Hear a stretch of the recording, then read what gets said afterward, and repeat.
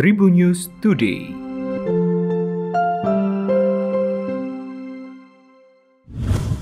Tribuners berjumpa kembali bersama Hakim di Tribun News Today. Hakim akan berbagi informasi menarik hari ini, mulai dari informasi nasional, regional, selebritis, dan juga olahraga. Informasi pertama terkait dengan ACT. Kementerian Sosial mengungkap alasan pencabutan izin penyelenggaraan pengumpulan uang dan barang atau PUB Lembaga Kemanusiaan Aksi Cepat Tanggap atau ACT. Diketahui Kemensos akhirnya mencabut izin PUB dari ACT tersebut. Pencabutan izin PUB ACT dilakukan melalui keputusan Menteri Sosial Republik Indonesia tentang pencabutan izin penyelenggaraan pengumpulan sumbangan kepada Yayasan Aksi Cepat Tanggap di Jakarta Selatan. Surat keputusan tersebut ditandatangani oleh Menteri Sosial AD Interim Muhadjir Effendi pada Selasa 5 Juli 2022. Pihak Kemensos menyatakan pencabutan itu karena adanya indikasi pelanggaran terhadap peraturan Menteri Sosial.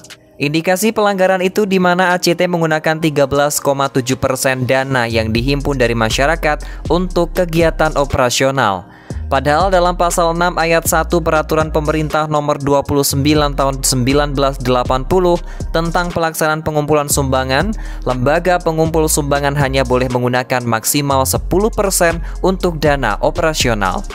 Dari kasus ACT ini, Kemensos menyatakan bakal memeriksa izin-izin yang diberikan kepada lembaga atau yayasan lainnya. Informasi kedua terkait dengan kasus pencabulan anak Kiai Jombang. Polda Jawa Timur hingga kini belum berhasil menangkap DPO pencabulan MSAT 46 tahun anak Kiai Jombang, Jawa Timur. MSAT diduga dilindungi oleh pihak-pihak tertentu sehingga lolos dari kejaran para polisi. Wakil Ketua PWNU Jawa Timur Kiai Haji Abdul Salam Shohib mengatakan sebagai warga negara yang baik, siapapun memang harus taat pada hukum yang berlaku. Menurutnya, semua pihak memang harus kooperatif dalam kaitan kasus ini.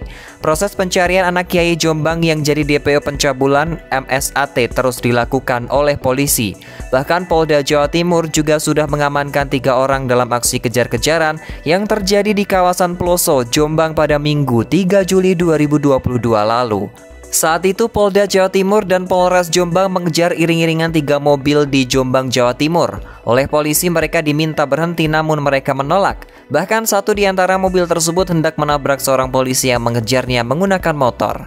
Tim gabungan polisi akhirnya menghentikan mobil yang hendak menabrak anggotanya tersebut sehingga 2 mobil lainnya lolos.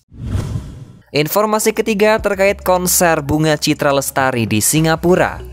Bunga Citra Lestari atau BCL siap gelar konser di Singapura dalam waktu dekat. Tak sendiri, BCL akan menggandeng Ariel Noah untuk berkolaborasi dalam konser internasional perdananya tersebut.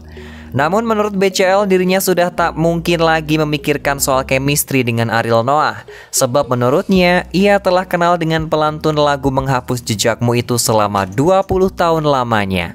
BCL bahkan hanya memikirkan konsep panggung yang akan ia jalani bersama Ariel nantinya. Rencananya, BCL akan menyanyikan total 20 lagu dalam konser bertajuk Blossom Intimate Concert ini. Diketahui selain Ariel Noah, BCL bakal berkolaborasi dengan penyanyi Alvin Joe jebolan ajang pencarian bakat X Factor Indonesia. Pemilihan tersebut telah dipikirkan matang-matang oleh BCL karena melihat kemampuan Alvin Joe yang mampu untuk bersaing di kancah internasional.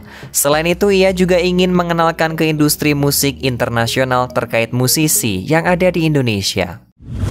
Informasi terakhir datang dari dunia olahraga. Kabar kurang sedap menghampiri Arema FC yang bertandang ke markas PSIS Semarang pada leg pertama semifinal Piala Presiden 2022 pada hari Kamis sore. Arema FC mengalami kerapuan pada sektor pertahanan menyusul cederanya 2 Johan Alfarisi dan juga Randy Karama. Kerapuan pertahanan Arema FC dapat menjadi angin segar bagi tuan rumah PSIS Semarang yang berpeluang untuk pesta gol. Situasi pertahanan Arema FC yang terbilang mengkhawatirkan ini bisa menjadi keuntungan PSIS Semarang untuk menggempur sejak laga dimulai. Serangan PSIS Semarang dapat diarahkan ke sisi kiri pertahanan Arema FC yang ditinggal Alfarizi akibat cedera betis. Absennya Farizi menjadi pukulan telak Arema FC karena pemain pengganti lainnya Randy Karama juga naik ke meja perawatan. Rendika yang didatangkan musim ini diragukan tampil karena masih menjalani pemulihan. Berdasarkan kondisi yang sedang dialami Arema FC tersebut, Sergio Alexandra bisa memerintahkan penyerang cepat PSIS untuk menekan daerah fullback kiri. PSIS sendiri terkenal dengan permainan cepat dan atraktif selama mengarungi Piala Presiden 2022. Demikian 4 informasi terupdate hari ini. Jangan lupa untuk terus mendengarkan Tribun News Today hanya di Spotify Tribun News Podcast dan juga YouTube tribunnews.com. Tetap patuhi protokol kesehatan 3M dengan memakai masker, mencuci tangan, dan menjauhi kerumunan atau menjaga jarak. Saya Hakim pamit, salam sehat untuk semua dan sampai jumpa. Tribun News Today.